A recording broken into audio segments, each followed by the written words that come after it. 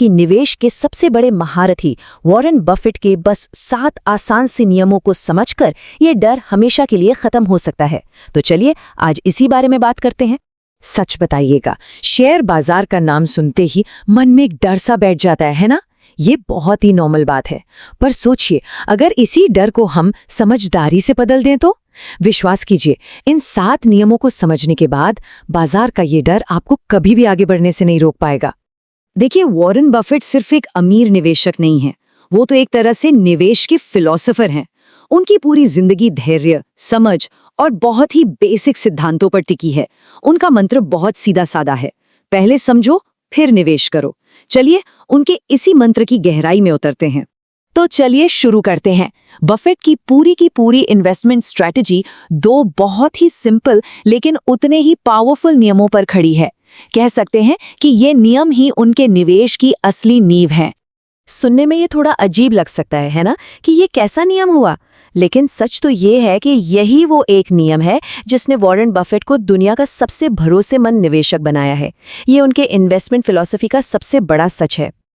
अब देखिए, इसका ये मतलब बिल्कुल नहीं है कि आपको कभी नुकसान नहीं होगा। बाजार में उतार चढ़ाव तो होता ही है। इसका असली मतलब है बिना सोचे समझे सिर्फ किसी के कहने पर या बस माहौल देखकर निवेश करने से बचना।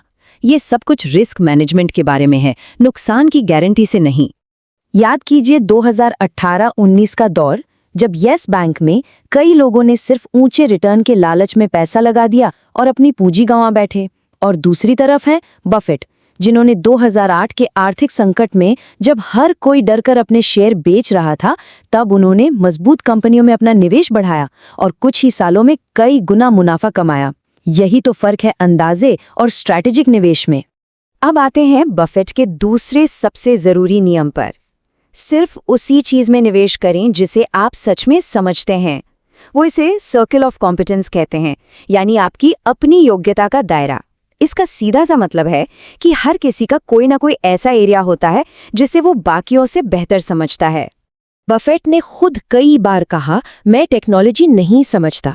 इसीलिए उन्होंने सालों तक गूगल या अमेज़न जैसी कंपनियों से दूरी बनाए रखी।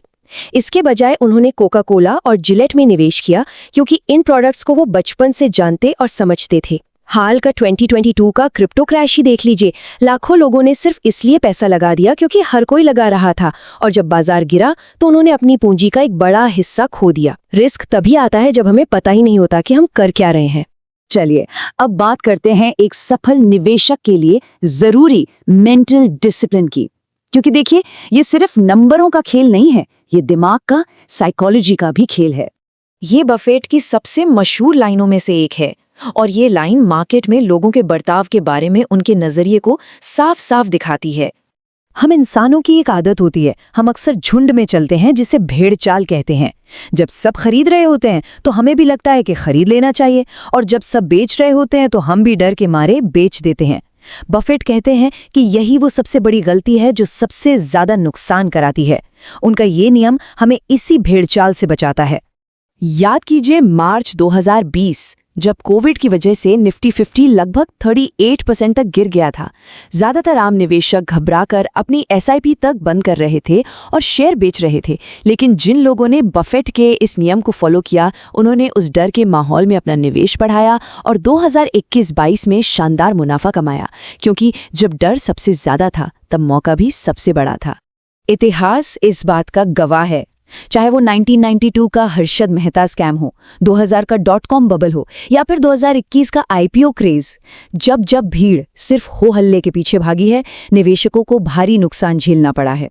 ये हमें सिखाता है कि भीड़ से अलग और स्वतंत्र रूप से सोचना कितना ज्यादा जरूरी है। अब हम बफे के फिलॉसफी के एक और बहुत जरूरी हिस्से पर आते हैं, समय और धैर्य।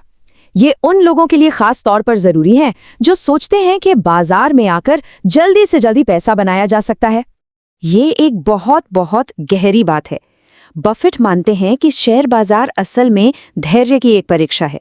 जो लोग जल्दबाजी करते हैं वो अक्सर अपना पैसा उन लोगों के हाथों में गंवा देते हैं जो लंबा इंतजार करने के लिए तैयार रहते हैं। और जानते हैं धैर्य का सबसे बड़ा इनाम क्या है? वो है कंपाउंडिंग की शक्ति, ये वो जादू है जहां आपका पैसा आपके लिए और पैसा कमाता है और फिर वो कमाई भी आपके लिए कमाई करने लगती है। लंबे समय में दौलत बनाने का इससे शक्तिशाली तरीका शायद कोई और नहीं है। चलिए इसे एक छोटे से उदाहरण से समझते हैं। मान लीजिए कोई सिर्फ 10,000 रुपए का निवेश करता है और उसे 20 साल के लिए छोड़ देता है 10% के सालाना रिटर्न पर, तो वो रकम बढ़कर 67,000 रुपीज से भी ज्यादा बन सकती है। ये है समय और सही निवेश की असली ताकत। तो एक बात हमेशा याद रखनी है, दौलत रातों रात नहीं बनती। ये एक मैराथन की तरह है, 100 मीटर की दौड़ नहीं। इसमें धैर्य और समय ही आपके सबसे बड़े साथी हैं। चलिए अब हम बफेट के आखिरी और शायद सबसे जरूरी नियम पर आते हैं। ये एक ऐसा निवेश है जो बाकी सभी निवेशों को मुमकिन बनाता है। ये बफेट के पूरे ज्ञान का निचोड़ है। अक्सर लोग ये भूल जाते हैं कि सबसे बड़ा इन्वेस्टमेंट किसी शेयर या म्यूचुअल फंड में नहीं होता, बल्कि खुद के ज्ञान और अपने स्किल्स में होता है। तो सवाल है कि ये करे कैसे? 3 आसान तरीके हैं। पहला, अपनी फाइनेंशियल लिटरेसी बढ़ाएं ताकि आप समझ सकें कि पैसा असल में काम कैसे करता है। दूसरा, अपने स्किल्स को बेहतर बनाएं क्योंकि आपकी कमाने की क्षमता ही आपकी सबसे बड़ी दौलत है। और तीसरा, पढ़ने की आदत डालें। खुद वॉरेन बफेट आज भी हर दिन घंटों तक पढ़ते हैं। आखिर में, आपका ज्ञान और आपकी अपनी काबिलियत ही वो ढाल है जो आपको बाजार के हर उतार चढ़ाव से बचाती है।